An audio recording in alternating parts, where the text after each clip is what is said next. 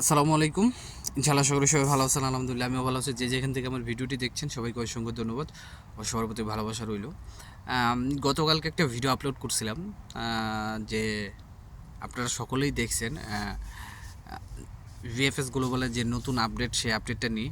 তো সেই বিষয়ে আপনাদের কিছু ভুল ধারণা আছে, যেটা আমার ভিডিও দেখার পরও আপনারা আমাকে বলছেন যে আমার সেখানে কিছু ভুল আছে। তো আমার যদি সেখানে কোনো ধরনের ভুল থেকে থাকে তাহলে তার জন্য আমি আপনাদের কাছে ক্ষমা প্রার্থী। আজকে যে বিষয় নিয়ে কথা বলবো, আমি মনে করি যে যারা এক মালিকের 2-3 জন আপনারা জমা করছেন তাদের জন্য আজকের এই ভিডিওটা, মানে আমার কথাগুলি তাদের জন্য ইম্পর্ট্যান্ট। আর প্রতিদিনের মতো ভিএফএস গ্লোবাল, ইতালি এম্বাসি ভিসার আপডেট, ডেলিভারি আপডেট এবং ইতালিতে নলস্তার আপডেট নিয়ে কথা হবে। তো অবশ্যই ভিডিওটা পুরোটা দেখার চেষ্টা করবেন।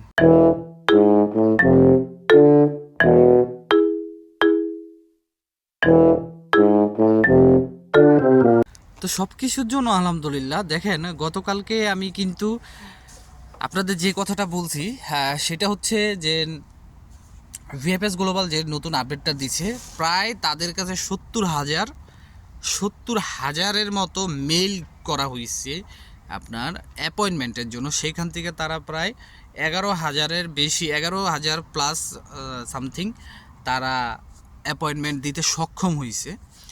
এর ভিতরে হয়তো কিছু রিজেক্টও করা হয়েছে, বা যেগুলার নলস্তা ফেক সেগুলার অ্যাপয়েন্টমেন্ট দেওয়া হয় নাই। তাহলে একটা লজিক আমি এখানে আপনাদেরকে একটা লজিক দেখাতে চাই, যেটা হচ্ছে ধরেন ডিসেম্বর মাসে যারা 27শে মার্চে যারা আবেদন করছিল, ধরেন তাদের নলস্থ উঠছে, তারা অ্যাপয়েন্টমেন্টের জন্য বসে আছে।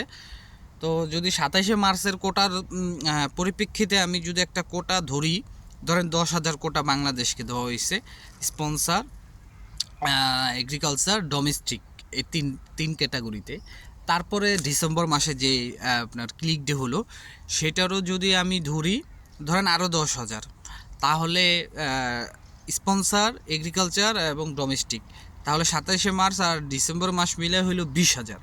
তারপরে যেটা দেওয়া হইলো 2024 সালে মার্চ মাসে দেওয়া হইলো, সেইখানেও আমি আরও 10,000 ধরলাম, স্পন্সার, সিজনাল, ডোমেস্টিক, তো 30,000। ঠিক আছে, আমি আরও 20,000 এক্সট্রা ধরলাম, 50,000। ধরেন 50,000 নলস্তা উঠবে লিগ্যালভাবে।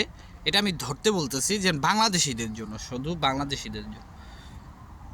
কিন্তু সেইখানে আপনার মেল করা হয়েছে 70,000 প্লাস, 70,000 মেল করা হয়েছে ভিএফএসগুলো বলে। তার মানে কি, যদি আমার ধারণা, আমি যেভাবে আপনাদের সমীকরণটা দেখালাম, সেই সমীকরণ যদি আমি সেই সমীকরণটা যদি ধরি, তাহলে 20,000, যে আরও বাড়তি যে 20,000 ইমেল করা হয়েছে সেগুলো নিশ্চয়ই ফেক। এক্সাম্পল, তো তথাকথিত যে বিষয়টা, সেটা হচ্ছে আমরা যারা পিছনে ফাইল আটকা পড়ে আছি তাদেরও কিন্তু এরকম হয়েছে। কোটা দিছে 10,000, 20,000, 50,000, কিন্তু জমা পড়ে গেছে 1,00,000-এর উপরে। তাহলে এই ফাইলগুলি তো আপনারা রিজেক্ট হবেনি। এখানে তো আপনার ভিএফএস গ্লোবালের কোনো দোষ নাই, এখানে তো ইতালি এম্বাসির কোনো দোষ নাই, এখানে তো আপনার ইটালিয়ান মালিকের কোনো দোষ নেই।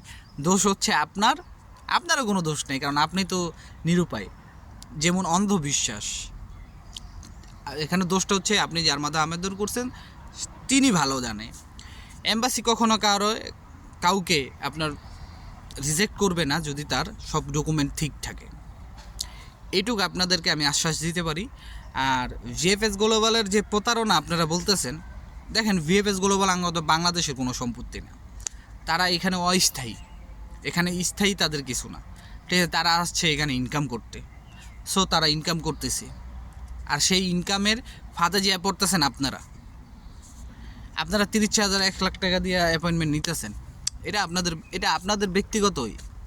আপনারা তখন কেন শুরুতেই কেন এই সমস্যার সমাধানের জন্য আপনারা আন্দোলন করেন নাই?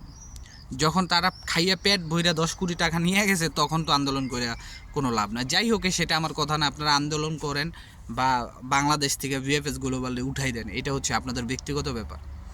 তো এটাই আমি এটুকু বুঝালাম যে কী পরিমাণ ফেক কাগজ জমা হইতে পারে। তারপরে অনেকেই মেল পান নাই। তো অনেকেই মেল পান নাই, এই বিষয়ে আমি যেটা বলতে চাই, আপনারা এখন তুই আপনাদের ওয়েট করতে হবে, কারণ মাত্র দিছে 11,000, এখন তুই আরও 60,000 মেলের রিপ্লে বাকি আছে। এখন এটা কত দিনের ভিতর তারা দিতে পারবে আমি জানি না, তবে আমার যতটুকু মনে হয় খুব শীঘ্রই তারা এগুলো দেওয়ার চেষ্টা করবে এবং নতুন কোনো মাধ্যম তারা চালু করবে, সেই মাধ্যমটা হতে পারে যাদের নুলস্তার মেয়াদ একবারেই কম আছে, হয়তো তারা সরাসরি জমা দিতে পারবে। এই সিস্টেমটা হয়তো বা খুব সামনে চালু করতে পারে তারা। আর আপনারা যেদিন থেকে আপনাদের নুলস্তার যদি মেয়াদ শেষ হয়ে যায়, আপনারা যদি মেল করে থাকেন, আপনাদের সেই দিনের পর থেকে যে কয়দিন বাকি আছে সমস্যা নেই, আপনাদের সেভাবেই গণনা করা হবে যে না আপনাদের নুলস্তার মেয়াদ আছে। তারপর আমি গতকালকে ভিডিওতে বলছিলাম যে 18 মাস পর আমাদের এক পরিচিত ভাই স্পন্সর ভিসা পাইছে, ঠিক আছে। তো লজিক দেখেন, ওনার এখানে কি লজিক দেখামো, উনি কি ভাবছিল পাইবো? পায় নাই। কিন্তু মেন কথা হচ্ছে রিজিক এবং আপনার ডকুমেন্ট সব ঠিক আসলে পেয়ে গেছে, ঠিক আছে।